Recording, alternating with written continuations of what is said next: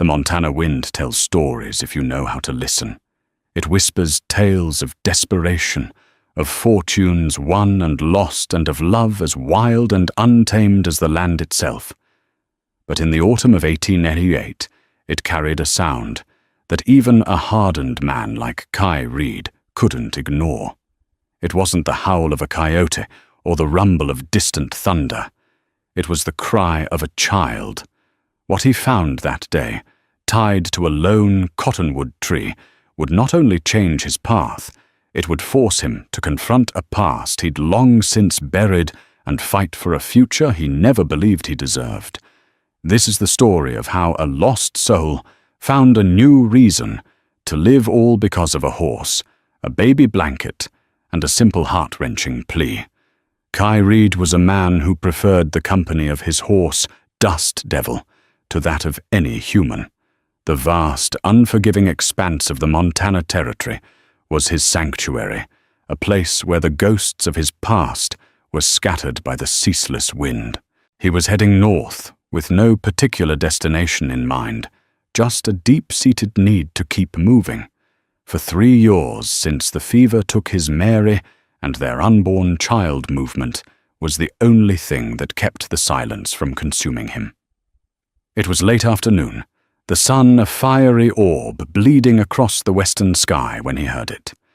At first he dismissed it as a prairie cat, its cry thin and sharp against the low hum of the wind. But as he crested a low butte, the sound became clearer, more distinct. It was human. It was a baby. Kai pulled Dust Devil to a halt, his hand instinctively resting on the worn grip of his Colt Peacemaker. Trouble in these parts came in many forms: ambushes, desperate outlaws, territorial disputes. But a crying baby was a new and unsettling wrinkle. He scanned the horizon, his eyes narrowed against the glare. Below, in a small grove of cottonwood trees, huddled near a dried-up creek bed, stood a single horse. It wasn't a traveler's nag. It was a fine-looking chestnut mare, its coat gleaming even in the fading light. He nudged Dust Devil forward, his movements slow and deliberate. As he drew closer, he saw that the mare was tied to a tree with a long lead rope, allowing it to graze on the sparse patches of grass. But the source of the crying was a bundle carefully placed at the base of the tree. It was a sling fashioned from a thick, surprisingly clean baby blanket of soft blue wool. Tucked inside, red-faced and wailing with surprising vigor, was an infant. Kai dismounted his boots, sinking into the dry soil. The baby couldn't be more than a few months old, with a shock of dark hair and fists that flailed in the empty air. Pinned to the outside of the blanket by a silver clasp, shaped like a small feather, was a folded piece of paper. Kai's heart hammered against his ribs. He was a man who ran from complications, and this was the biggest complication he could imagine. His hands calloused from years of ranch work, and holding reins felt clumsy as he unpinned the note. The paper was of fine quality, not the cheap stock you'd find at a general store. The handwriting was elegant, feminine, though it trembled with what looked like haste or desperation. The message was short, the ink slightly smeared as if by a tear. Please save him. His name is not important. His life is. The mare is yours. Her name is Willow. Take him, and ride east. Do not go to Redemption Creek. God forgive me. Please. Kai read the note 3 times. Do not go to Redemption Creek. That was a problem. Redemption Creek was the only sizable town within a 2-day ride. It was his intended stop for supplies. The note was a clear warning, but the baby's cries were growing weaker, turning into hiccuping sobs. The sun was setting, and the temperature was already dropping. Leaving the child here was a death sentence. He looked around, searching for any sign of the mother. Tracks. There were plenty, but they were muddled. A single rider, it seemed, had come and gone, heading back the way Kai had come towards the treacherous Blackwood Pass. She had left in a hurry. A cold dread settled in Kai's gut.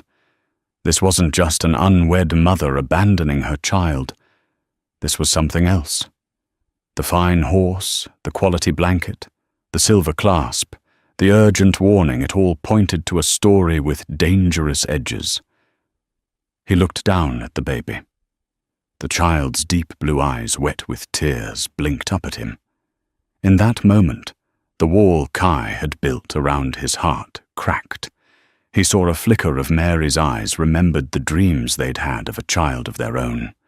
A wave of profound, aching grief washed over him, followed by something he hadn't felt in years, a fierce, unbidden surge of protectiveness.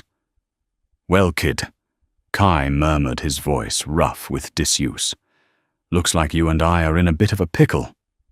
He gently scooped up the bundle. The baby was surprisingly heavy, warm and real in his arms. The crying subsided into a soft gurgle as the child stared up at this strange, weathered face. Kai awkwardly adjusted the sling over his own shoulder, feeling the fragile weight settle against his chest. It was a foreign, terrifying, and yet strangely right feeling. He untied the mare Willow and looked at the note again. Ride east. East was nothing. Empty plains, scattered homesteads, and the distant promise of the Dakota border. It was a fool's errand with a baby. They needed milk, clean water, a roof. They needed a town, and the only town was the one he was warned against. "Sorry, Mom," he whispered to the absent mother, "but east is a long way to nowhere." Tying Willow's reins to his own saddle horn, he mounted Dust Devil. With the baby nestled against him, a strange makeshift family of 3 rode towards the setting sun, towards the one place they were told not to go, Redemption Creek. He didn't know it then, but he wasn't just riding towards a town. He was riding straight into the heart of the very storm the child's mother had died, trying to escape. Redemption Creek sat in a valley, carved by a river that had long since dwindled to a trickle. From a distance, it looked like any other frontier town, a single dusty main street flanked by a collection of wooden buildings with false fronts. But as Kai rode closer, he felt a palpable tension in the air. The gazes that followed him were not of simple curiosity. They were laced with suspicion and weariness. The town felt like it was holding its breath. The most imposing structure wasn't the church or the saloon, but a large 2-story building at the far end of the street with a sign that read, "Blackwood Land and Cattle Co." Its shadow seemed to stretch over the entire town. Kai recalled the name from whispers on the trail. Silas Blackwood was a name synonymous with power, a man who had clawed his way to a cattle empire and ruled his domain with an iron fist. The warning in the note suddenly felt heavier. With the baby stirring against his chest, Kai's first priority was finding help.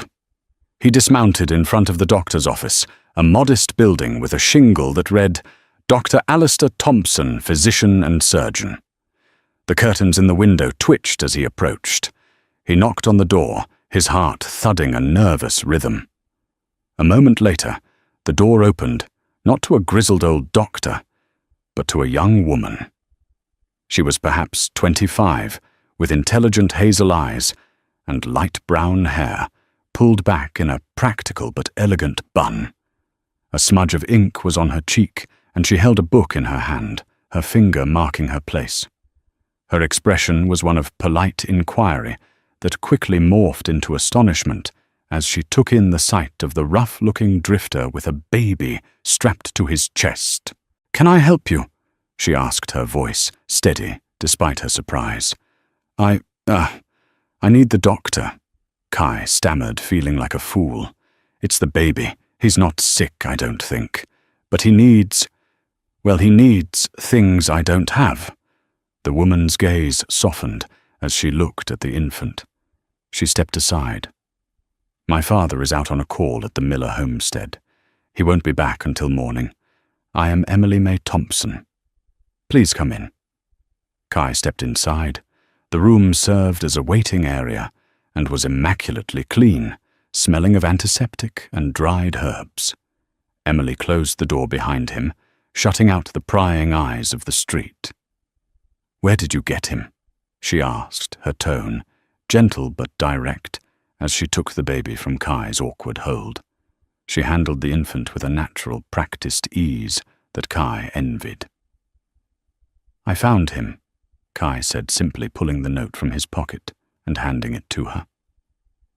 "Tied to a tree about a day's ride west of here. There was a horse, too."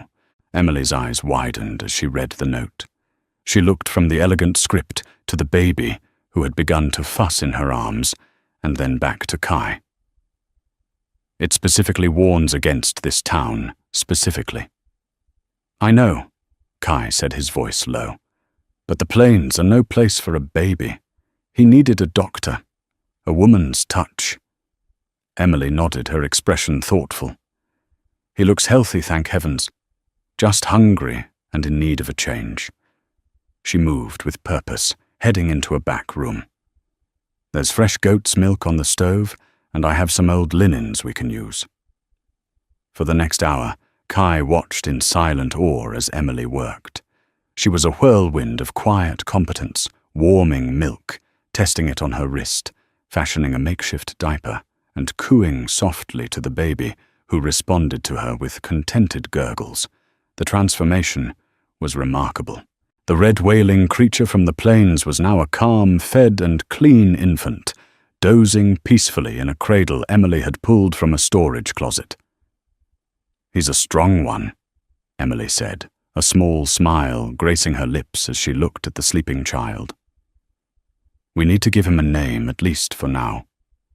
The note said his name wasn't important, Kai recalled. "Every soul deserves a name," she countered gently. "Finding him like that, cast out in the wilderness, but saved by a stranger. He reminds me of the story of Moses." Kai considered it. "Moses," he repeated. It felt right. "Moses it is." A comfortable silence fell between them, broken only by the soft crackle of the fire in the hearth. Kai, who'd spent years avoiding any semblance of domesticity, found himself feeling a strange sense of peace. "You can't stay out in the open," Emily said, her gaze turning serious. "The livery is no place for a baby, and the hotel is full of Blackwood's men. They're loud and rough." "Blackwood," Kai said, testing the name.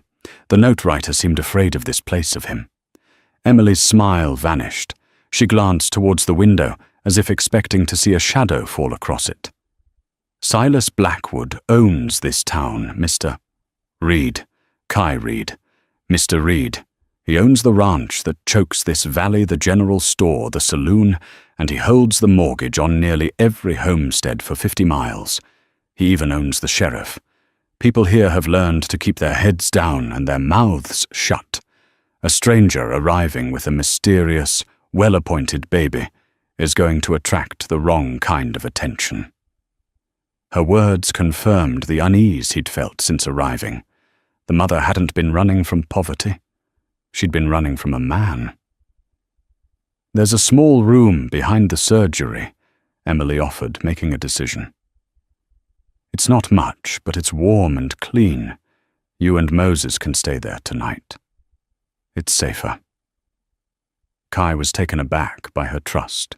He was a stranger, armed and weathered, a man who looked more like a threat than a savior. "Why would you do that for me?"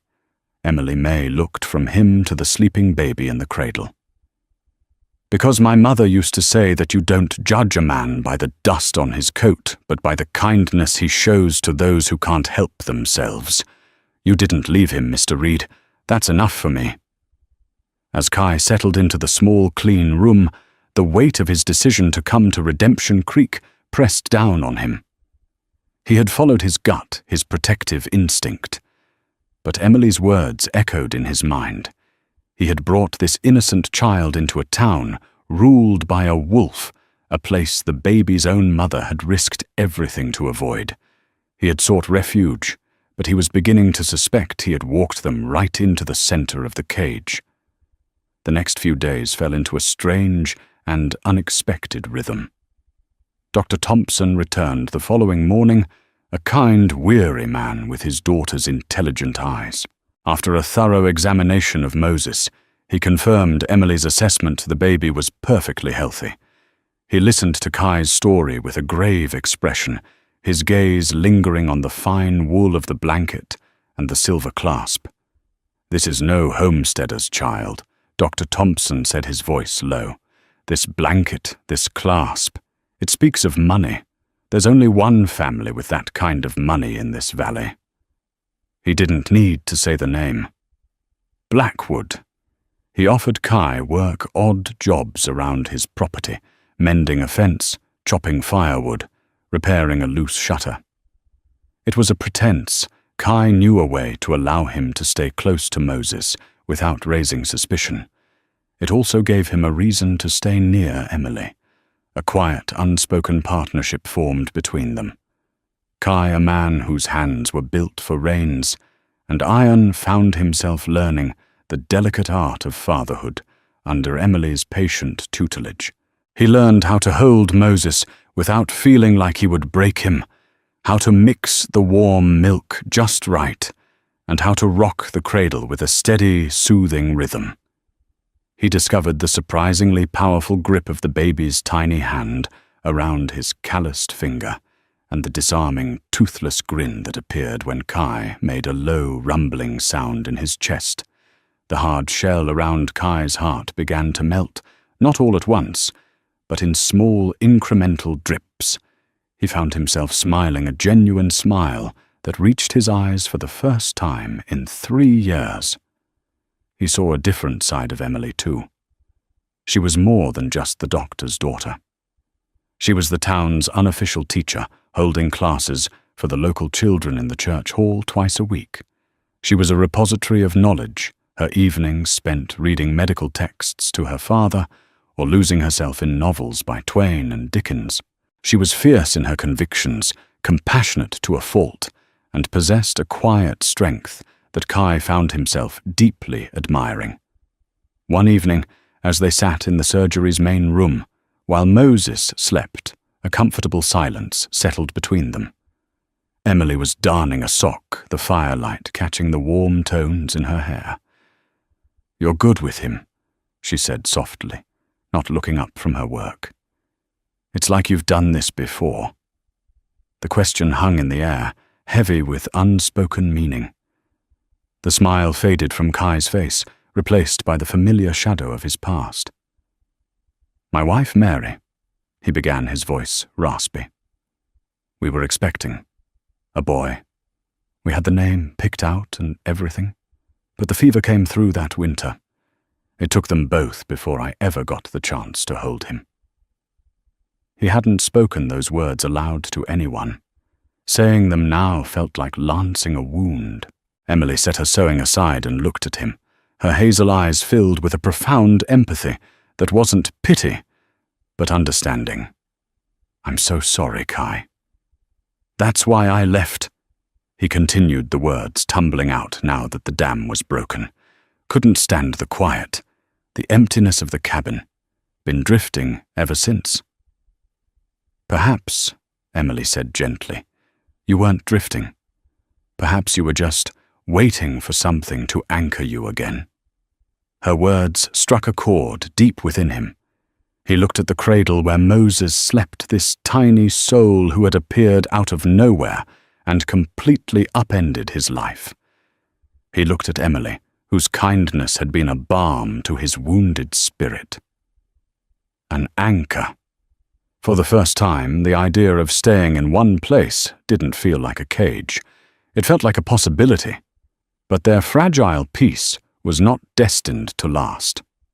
The next afternoon, as Kai was replacing a warped board on the doctor's porch, he saw 2 men ride up the street. One was Sheriff Brody, a portly man whose badge seemed a size too small for his chest.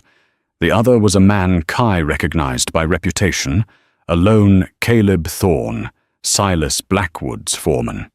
Thorn was lean and wolfish, with cold, dead eyes that missed nothing. They weren't heading for the saloon or the sheriff's office. They were heading straight for the doctor's house. Kai's hand instinctively went to his hip, his fingers brushing against the butt of his Colt. Emily appeared at the door, wiping her hands on her apron, her expression calm, but her eyes wary. "Afternoon, Miss Thompson," Sheriff Brodie said, tipping his hat with a practiced laziness. Mr. Blackwood heard tell of a stranger in town, a man with a baby that ain't his. Caleb Thorne said nothing, his gaze sweeping over Kai, then landing on the front door as if he could see through it to the cradle inside. His stare was predatory. "This is Mr. Reed," Emily said, her voice betraying no fear. "He's helping my father with some repairs. As for the child, he was found abandoned and is under my father's care until we can contact the circuit judge."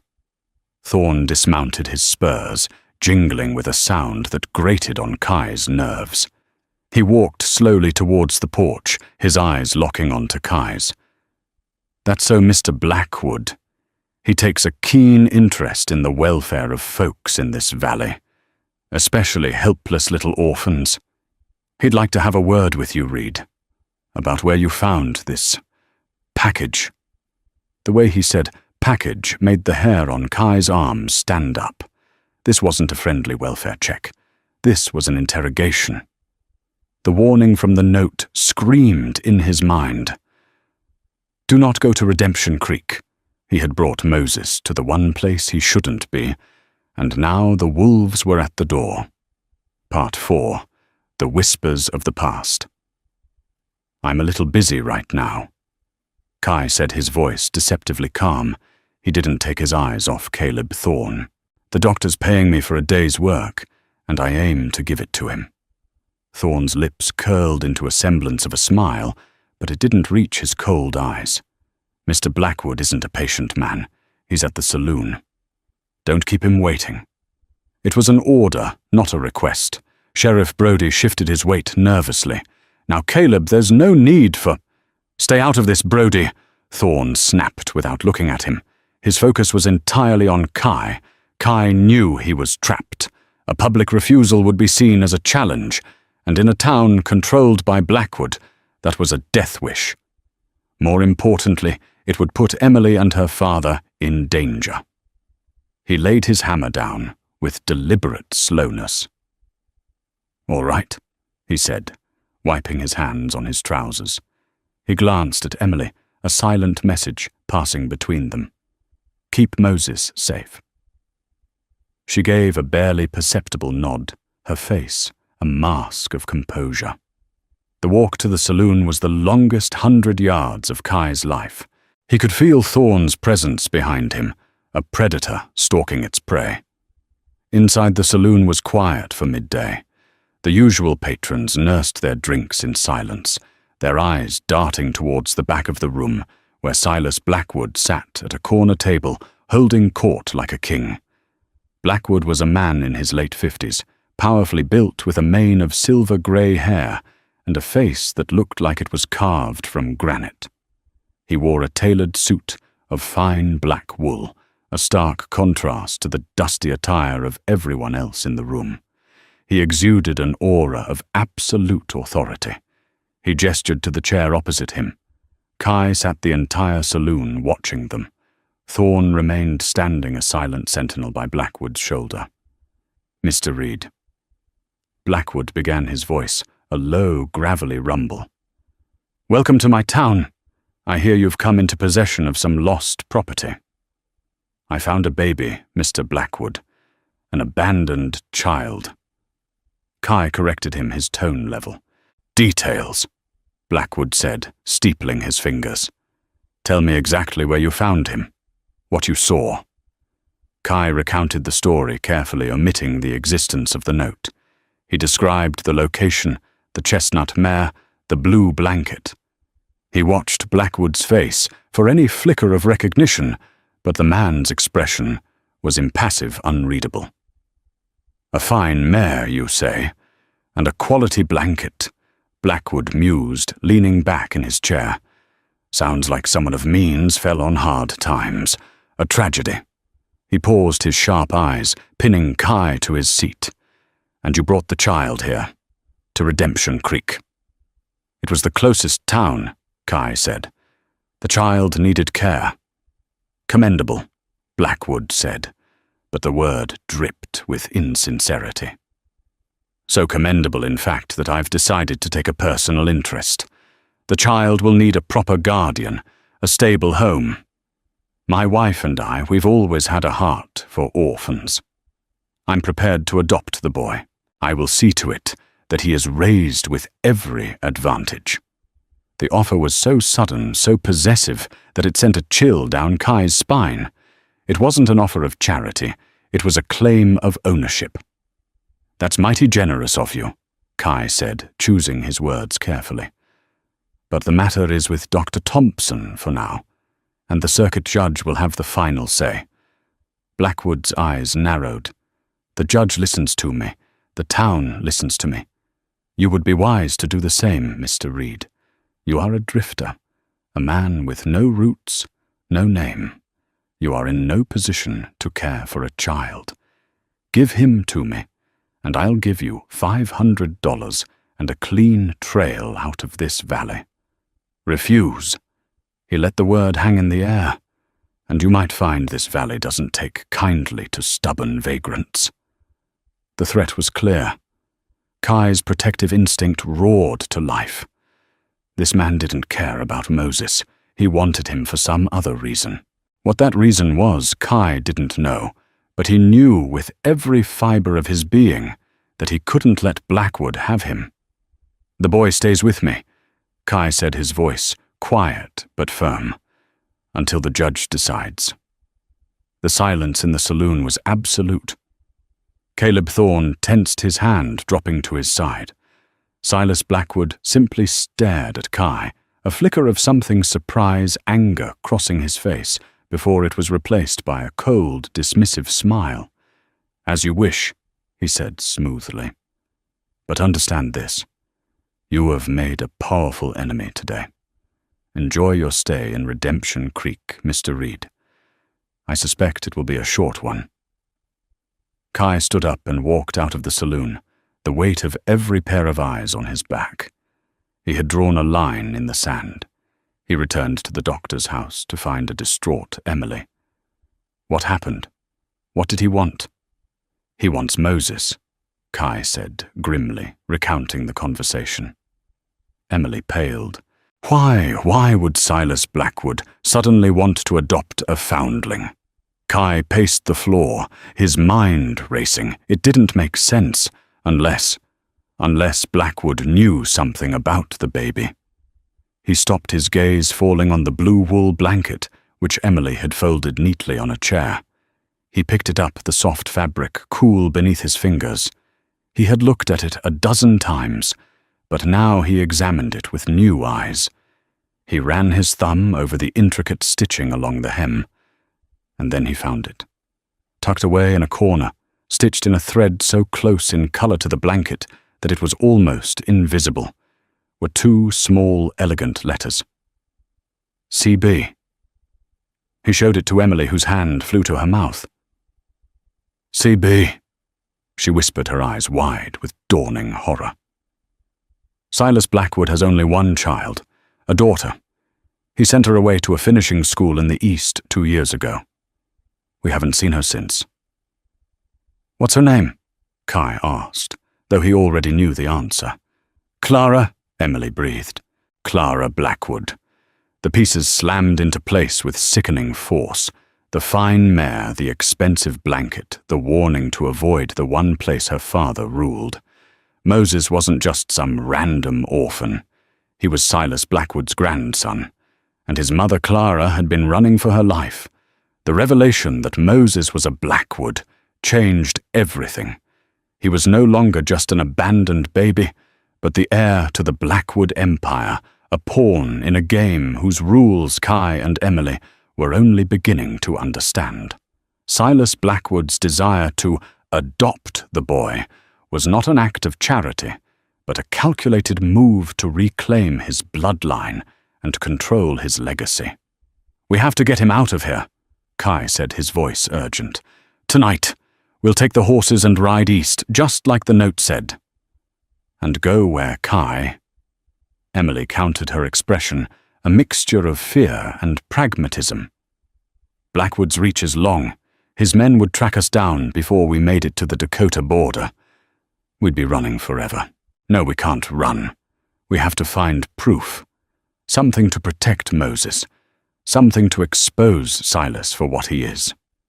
Kai knew she was right, but the thought of staying in that town under Blackwood's watchful eye felt like sitting on a powder keg with a lit fuse. Their search for answers led them to the fringes of Redemption Creek society, to the people who lived in the shadows of Blackwood's power. Dr. Thompson, using his position as the town physician, made quiet inquiries among the ranch hands and homesteaders who owed Blackwood money. He spoke of a rumor, a ghost story almost about Clara Blackwood. She hadn't been in the East for 2 years. Whispers said she had returned nearly a year ago, not to the main ranch house, but to a small, isolated line cabin in the northern hills kept there like a prisoner. The breakthrough came from an unlikely source, an elderly woman named Martha, who had served as the Blackwood family's laundress for 30 years before being dismissed for her failing eyesight, lived in a small shack at the edge of town. Emily had often brought her tinctures for her arthritis. One evening, under the cloak of darkness, they went to visit her, bringing the blue blanket with them.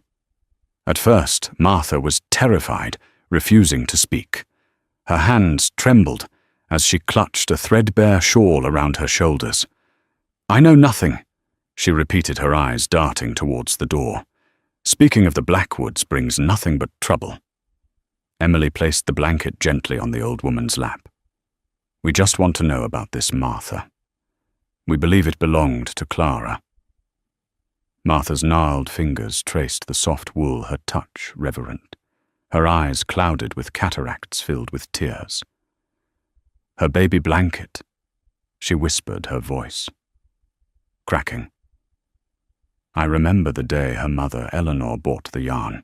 She stitched those initials herself, right before she passed." Slowly, painfully, the story emerged. Clara Blackwood had indeed returned from the East.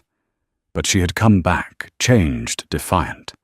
She had fallen in love with a young man her father despised, Thomas Vance, the son of a small homesteader whose land Blackwood had been trying to seize for years. Their love was a secret, a rebellion against Silas's suffocating control. "He found out, of course," Martha sobbed, rocking back and forth. "Mr. Blackwood finds out everything. He forbade her from seeing Thomas. But Clara, she had her mother's spirit. She kept meeting him in secret. Then Clara discovered she was pregnant. She and Thomas made a plan to run away together to start a new life, far from her father's tyranny. But on the night they were meant to leave, Silas and his men, led by Caleb Thorne, intercepted Thomas on the road. They said it was horse thieves. Martha whispered, her voice barely audible. Said Thomas Vance fought back and got himself killed. But it was a lie. It was murder. Silas made sure his daughter would never be with the man she loved. Devastated and pregnant, Clara became her father's prisoner. He kept her hidden away at the lined cabin, intending to take the child as his own, once it was born, to raise it as a Blackwood and erase the stain of the Vance bloodline. But Clara had one loyal friend, left a young stable hand named Daniel, who had grown up with her. Daniel helped her, Martha explained. As soon as the baby was born, a little boy, she knew she couldn't let her father have him. She wrote that note, wrapped him in her own baby blanket. She gave Daniel her favorite mare, Willow, and told him to ride west and leave the baby somewhere, anywhere a stranger might find him and take him far away. She just wanted her son to be free. "What happened to Clara?" Emily asked, her voice thick with emotion. Martha's face crumpled. The birth was hard. She was weak. A fever took her 2 days later. Daniel told me when he got back. He was terrified. Silas told everyone in the valley that his daughter had died of a sudden illness while away at school. He buried an empty coffin. Kai felt a cold fury settle deep in his bones. This wasn't just about control anymore. It was about murder lies and a cruelty so profound it was almost unimaginable. Moses was the living proof of Silas Blackwood's crimes. Now he understood why Blackwood was so desperate to get his hands on the child to possess the last piece of his daughter and bury the truth forever. "And Daniel the stable hand?" Kai asked. Martha shook her head, fresh tears streaming down her wrinkled cheeks. "He disappeared a week after he got back. Caleb Thorne told folks he'd run off with some stolen wages. But I know better. Silas Blackwood doesn't tolerate loose ends." They left Martha's shack with the terrible weight of the truth. They had no physical proof, only the testimony of a frightened old woman who could be easily silenced or dismissed. It was their word against the most powerful man in the territory. Running was still the most sensible option. But as Kai looked at Emily's determined face, he knew they weren't going to run. This was no longer just about saving Moses. It was about getting justice for Clara and Thomas and freeing an entire town from the grip of a tyrant. "He thinks I'm just a drifter," Kai said, his voice hard as steel. "He's about to find out how wrong he is." The calm before the storm was eerie. For 2 days, Blackwood made no move. The silence from the big ranch was more menacing than any open threat. Kai knew it was a strategic pause, a predator waiting for the perfect moment to strike. He used the time to prepare. He cleaned his Colt Peacemaker and his Winchester rifle, the familiar scent of gun oil, and the cold weight of the steel, a grim comfort. He was a man who had sought to leave violence behind, but he would not shy away from it to protect his new family. Emily, meanwhile, fought with her own weapons, words, and community. She spoke quietly with some of the townsfolk she trusted, most Mr. Henderson the blacksmith, whose brother had been forced to sell his land to Blackwood for pennies on the dollar, and Mrs. Gable the baker, whose son had been beaten by Thorne's men for a perceived slight. She didn't tell them the whole story, just enough to plant seeds of doubt and shore up a quiet alliance. She reminded them of Blackwood's countless small cruelties, the slow strangulation of their town's spirit. The moment came, on the 3rd day at high noon. Kai was in the small yard behind the doctor's house, watching Moses sleep in his cradle under the shade of an old oak tree. The air was still the sun hot on his neck. Then he heard the sound of multiple horses entering town. It wasn't the slow amble of ranchers or travelers. It was the purposeful, rhythmic tread of a coming confrontation. He scooped Moses and the cradle up and carried him inside, handing the sleeping infant to Emily. "Stay in the back," he ordered, his voice low. "Bar the door and don't come out, no matter what you hear." Her eyes were filled with fear, but she nodded, clutching the cradle to her chest. "Be careful, Kai." Kai stepped out onto the front porch, his rifle in his hands. On the main street stood Silas Blackwood, mounted on a powerful black stallion. Behind him were Caleb Thorne and a dozen of his toughest ranch hands, all armed. Sheriff Brody was with them, looking pale and sick to his stomach. The street, usually bustling at this hour, was deserted. Faces peered from behind curtains from the dark doorways of shops. The entire town was watching. "Read!" Blackwood's voice boomed, echoing off the false fronts of the buildings. "I am through with games. You have my grandson. I am here to take him home." He had made his claim public. Kai knew this was a calculated move, framing him as a kidnapper. "This child is an orphan, placed under the doctor's care." Kai called back, his voice steady and clear, projecting for all the hidden townspeople to hear. You have no claim to him." "I have the only claim that matters, blood," Blackwood roared. "My daughter Clara, God rest her soul, had a child in secret before she passed. This is her son. You are a vagrant who stumbled upon him and now seeks to profit." "Sheriff, I want this man arrested for kidnapping." Sheriff Brody licked his lips, his hand hovering uncertainly over his pistol. "Now, Silas, let's just talk this through. Do your duty, man, or I'll have your badge and your job." Blackwood snarled. Kai raised his Winchester slightly. "The only one breaking the law here is you, Blackwood. You've lied to this whole valley." He took a deep breath, knowing the next words would seal his fate. "You talk of your daughter, but you don't mention her lover, Thomas Vance. You don't mention that you had him murdered because you didn't approve of him." A collective gasp rippled through the unseen audience. Blackwood's face, for the first time, lost its composure, contorting in a mask of pure fury. "Lies!" he bellowed. "Slander from a desperate thief. Is it a lie that you kept your own daughter, a prisoner in a line cabin?" Kai pressed on his voice, ringing with conviction. "Is it a lie that she died trying to save her son from you?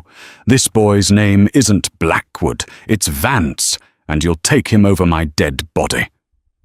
The standoff was absolute. The tension on the street was so thick Kai could taste it. Blackwood's men shifted in their saddles, their hands on their guns. Caleb Thorne's cold eyes were locked on Kai, a killer's focus. Then something unexpected happened. The door to the blacksmith shop creaked open, and Mr. Henderson stepped out, a heavy framing hammer in his hand. He didn't say a word, just stood there watching. A moment later, the door to the bakery opened, and Mrs. Gable appeared, holding a rolling pin like a club. Then another door opened, and another. Men and women, armed with pitchforks, shovels, and old hunting rifles, stepped into the sun-drenched street. They didn't move towards Kai, but they didn't hide anymore. They stood as silent witnesses, their presence a quiet rebellion. Blackwood looked around at the faces of the people he had bullied for years, and saw not fear, but a simmering resentment that had finally boiled over. His power had always been predicated on their silence and their division. At that moment he was losing his grip. His rage zeroed in on the man who had caused this. "Thorne!" he seethed. "Kill him!" Caleb Thorne's hand blurred as it went for his gun. But Kai was ready. He had been watching Thorne's eyes. Not his hand. Kai's Colt was out of its holster in a single fluid motion. He didn't aim to kill. He fired once. The bullet tore through the fleshy part of Thorne's shoulder, spinning him around and sending his own shot wild into the dirt. Thorne cried out in pain and surprise, clutching his arm. Kai's gun was now leveled directly at Silas Blackwood's chest. "It's over, Blackwood," he said, his voice deadly calm. "Your lies are done." Blackwood stared down the barrel of the gun, then at the faces of the townspeople, and finally at the wounded, useless form of his foreman. He saw the truth in their eyes. He was alone. His empire of fear had crumbled in a single afternoon. With a final venomous glare, he wrenched his horse's reins, turned and galloped out of town, his remaining men trailing uncertainly behind him. The reign of Silas Blackwood was over. In the aftermath of the confrontation, the town of Redemption Creek seemed to take its first collective breath in years. The silence left by Blackwood's departure was filled with the murmur of voices as people emerged from their shops and homes gathering in the street. They didn't cheer or celebrate, but there was a shared look of relief, of a burden lifted. Dr. Thompson came out onto the porch, his face etched with pride, and placed a hand on Kai's shoulder. "You did it, son. You gave this town its soul back." Kai looked at the faces of the people, the blacksmith, the baker, the farmers, and realized he hadn't just been fighting for Moses. He had been fighting for all of them, The door opened behind him, and Emily was there, her eyes shining with unshed tears. She didn't say a word, just walked into his arms. Kai held her tight, the solid feel of her, the scent of lavender and antiseptic from the surgery grounding him. In her embrace, he felt the last vestiges of the lonely drifter finally fall away. The days that followed were a time of healing and rebuilding. A formal deposition was taken from Martha, her voice clear and steady, now that her fear was gone. The circuit judge, free from Blackwood's influence, launched a full investigation into his affairs, including the death of Thomas Vance and the disappearance of the stable hand, Daniel. Warrants were issued, but Silas Blackwood was never found. He and the last of his loyal men had vanished into the territories, becoming a bitter ghost story told around campfires. His empire was dismantled. The Blackwood Land and Cattle Co. was broken up, its assets sold to pay off massive debts and fines. Land that had been unrightfully seized was returned to its original owners. The town, now free, began to govern itself. They elected Mr. Henderson as the new mayor. Kai, Emily, and Moses became the heart of this new community. They officially adopted the baby, giving him a new name that honored both his past and his future, Thomas Kai Reed. They called him TJ.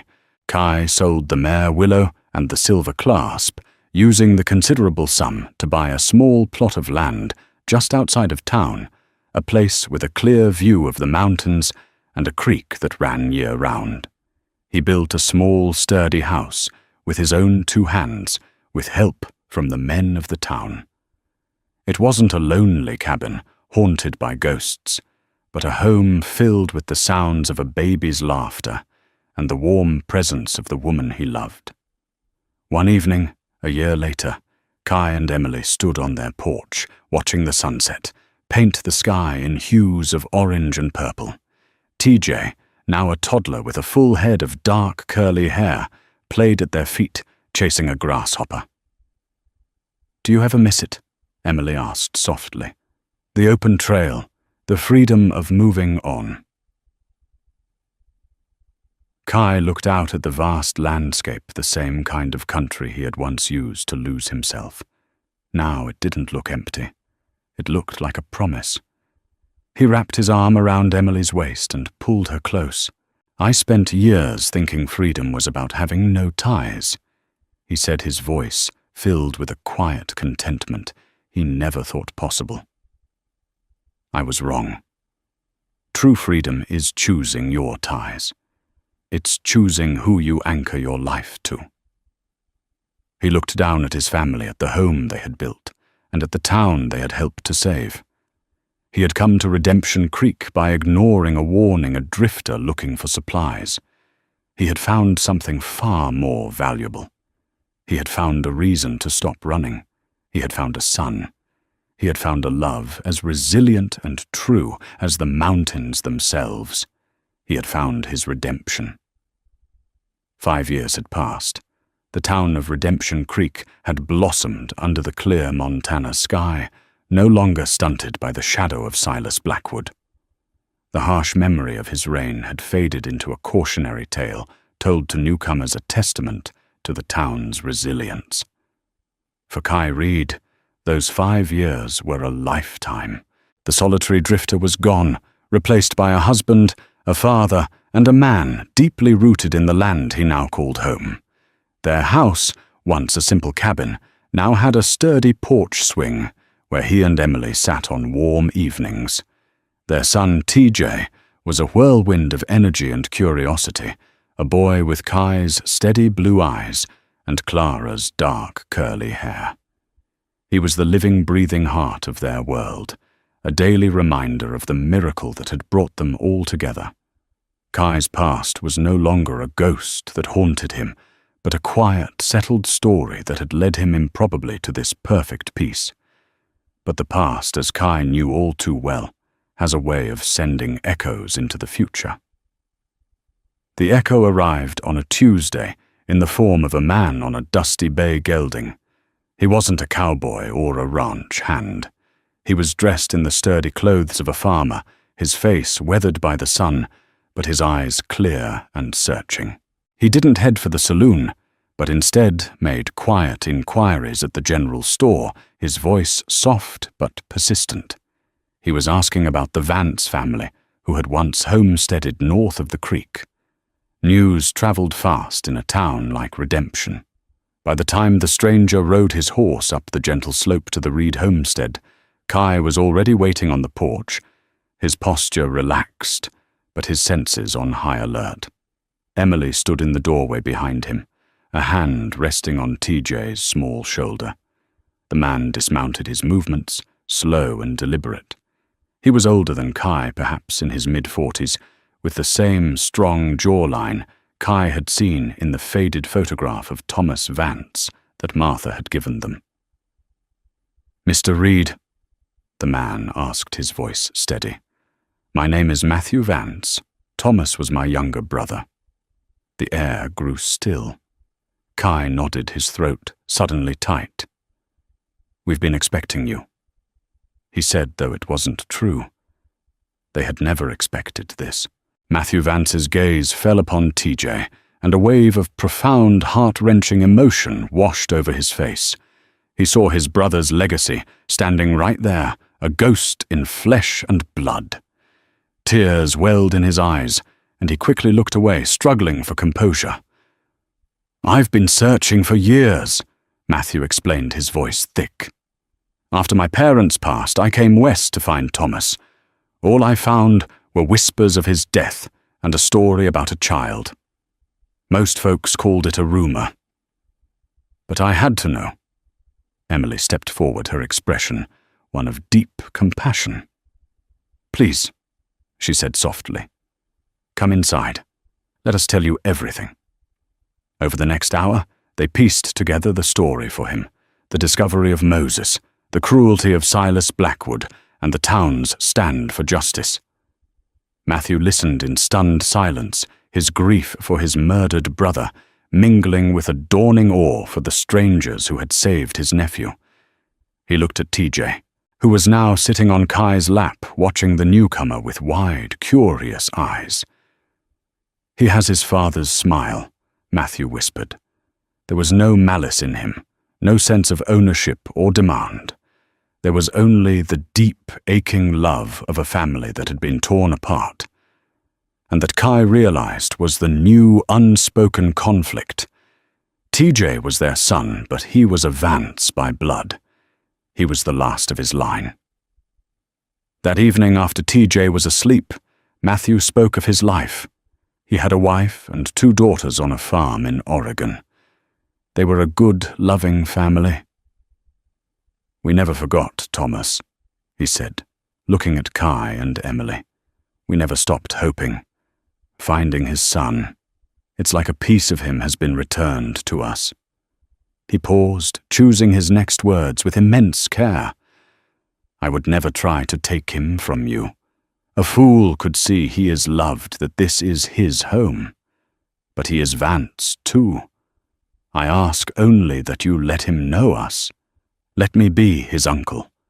Let him meet his cousins. Let him know the story of the father he never met, a good man who died for love." The request was a stone dropped into the calm pool of their lives. Kai looked at Emily and saw his own turmoil reflected in her eyes. Their perfect, self-contained world was being asked to expand, to let in the very past they had fought to overcome. A part of Kai, the old protective part, wanted to refuse to shield TJ from any more complications. But then he looked at his son's sleeping face. He thought of Clara, who had died, so her child could be free. He thought of Thomas, who had died for a future he never got to see. Their legacy wasn't a threat. It was a gift. TJ deserved all the love he could get. "He's your family," Kai said, his voice firm with determination. "Which makes you our family, too. You're welcome here, Matthew. Always." And so the story of Kai Reed the lonely drifter comes to a close. But it's really a beginning. It's a testament to the fact that sometimes the greatest treasures are not sought, but found. A life adrift was given purpose by a helpless child, and a town suffocating in fear was given a chance to breathe again by the courage of a few good people. It's a story that reminds us that family isn't always about the blood you share, but about the people you choose to fight for, and that true redemption isn't about escaping your past, but building a better future right where you stand. If this story of love loss and the enduring strength of the human spirit touched your heart, please let us know. Hit that like button, share it with someone who loves a powerful story, and be sure to subscribe to our channel for more tales that explore the heart and soul of the American West. Thank you for listening.